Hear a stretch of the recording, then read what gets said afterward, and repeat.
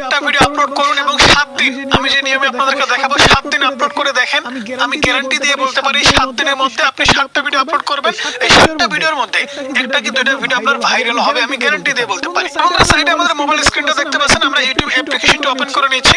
একটা short video upload করা কিন্তু অনেক প্রসেস আছে, তার মধ্যে কমন যে প্রসেস বা একদম সহজ যে প্রসেস সেটাই কিন্তু আপনাদেরকে দেখাবো, কারণ কঠিন ভাবে যদি আপনাদেরকে দেখাতে যাই তাহলে কিন্তু বুঝবেন না। সেক্ষেত্রে একজন নতুন ইউটিউবার কিন্তু ভিডিওটা দেখার পরে কোনো প্রকার উপকৃত হবেন না। আমি আপনাদের সহজভাবে বোঝানোর চেষ্টা করব যাতে করে আপনারা বুঝতে পারেন কিভাবে ইউটিউবে শর্টস ভিডিও আপলোড করতে হয় এবং ভাইরাল করতে হয়।